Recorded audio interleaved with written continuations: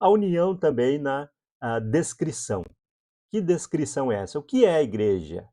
Nós devemos ser unidos na descrição.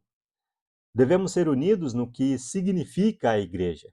Como, por exemplo, a igreja era conhecida dentro da Bíblia. Lá no primeiro século, como que a igreja era conhecida? Olha, esclarecer também melhor. A igreja do primeiro século, a igreja que está na Bíblia, é um pouquinho diferente. Por quê? Porque a igreja do primeiro século, ela não sabia muito bem todas as coisas, porque ela não tinha o Novo Testamento completo. A igreja que está na Bíblia é a igreja do Novo Testamento escrito. E essa que nós devemos ser. Esse é o ideal. Porque a igreja ali do primeiro século, por exemplo, é a igreja como, por exemplo, a igreja de Corinto. Ou as igrejas lá do Apocalipse, as 7 igrejas, uma só delas recebeu elogio. A de Corinto tinha tantos pecados que Paulo escreve somente falando dos pecados deles lá em 1 Coríntios. Segundo Coríntios, ele escreve dizendo, olha, vocês se arrependeram. Isso é bom, porque essa tristeza que o arrependimento trouxe para vocês vai trazer salvação.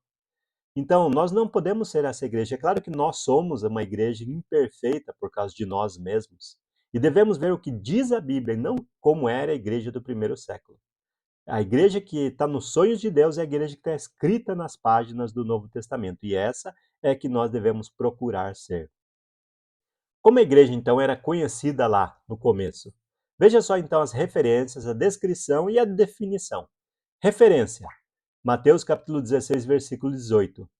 Jesus aqui fala, né? Edificarei a minha igreja. Era conhecido como a igreja, prometida e edificada por Jesus. Atos capítulo 20, versículo 28. A igreja de Deus é o texto ali, né? Se destaca como que a igreja era conhecida, a qual ele comprou com seu próprio sangue. Por isso a igreja é de Deus. E Jesus é Deus, ele comprou com seu próprio sangue. Uma passagem que confirma que Jesus aí é Deus, ele comprou com seu próprio sangue. Romanos capítulo 16, versículo 16. As igrejas de Cristo. Qual é a definição? Ela pertence a Cristo. Não é o nome. Igreja de Cristo não é nome, é definição. Ela pertence a Cristo. A igreja que Jesus edificou nunca e nunca deve ter nomes. Porque nome é outra coisa. Vamos falar sobre isso daqui a pouco. Gálatas capítulo 1, versículo 2, Paulo escrevendo às igrejas dos Gálatas, da Galácia. Onde está a igreja? No local que ela está. Por exemplo, tem uma cidade que tem uma congregação só. Nós chamamos a igreja que está naquele lugar, a igreja de São Carlos, por exemplo. A igreja de São Carlos. Como assim igreja de São Carlos? É o nome dela? Não. É a descrição onde ela está. A igreja em Betim. Por quê? Porque ela está em Betim. A igreja em Manaus. Por quê? Porque a igreja está em Manaus. Enfim. Assim também o Novo Testamento define a igreja de acordo com o local que ela está. A igreja dos Tessalonicenses, a igreja de Colossenses, a igreja de Filipe, a igreja de Tiatira, a igreja no local. Mas esse não é o nome dela, porque a igreja não tem nome. 1 Coríntios capítulo 14, versículo 33, a igreja dos santos, define a quem pertence a igreja. Pertence às pessoas que fazem a igreja, o corpo de Cristo, os membros. A igreja também, eu não posso falar a minha igreja, mas eu posso falar a nossa. Nós todos somos a igreja.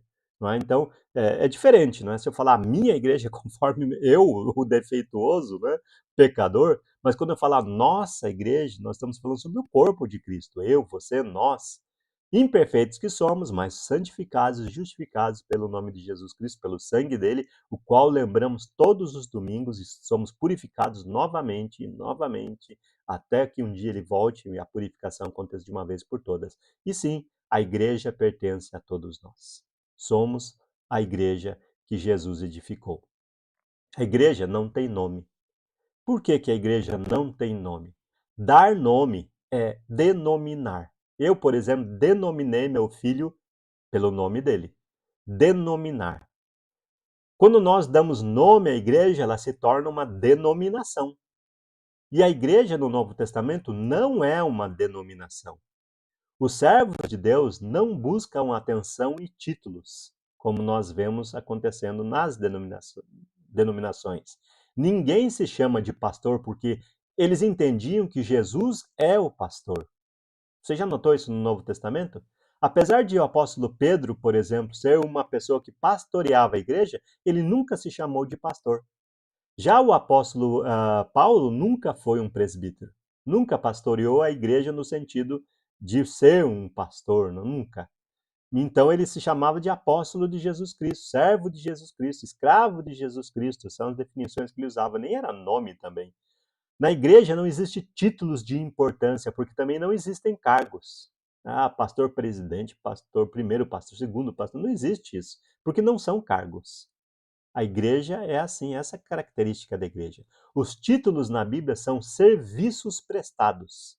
Serviços prestados. Aquele que é evangelista, aquele que evangeliza. Aquele que é diácono, aquele que serve. Aquele que é mestre, aquele que ensina. Aquele que é bispo, que supervisiona. Aquele que pastoreia, aquele que cuida, alimenta, enfim. Aquele que é presbítero na igreja, aquele que é ancião, sábio, conduz a igreja com sabedoria. Na igreja existem funções, não cargos. Não existe cargo na igreja de Deus. A igreja, então, ela não tem nome. Aqui na terra, não chame ninguém de pai, porque só um é o pai de vocês, aquele que está nos céus. Nem queiram ser chamados de guias, porque um só é o guia de vocês, o Cristo. Mateus capítulo 23, versículos 9 e 10. Por isso também a gente não chama ninguém de pastor, porque nós já temos um pastor, que é nosso Senhor Jesus, nosso único bispo e pastor das nossas almas, como o apóstolo Pedro também o define, não é?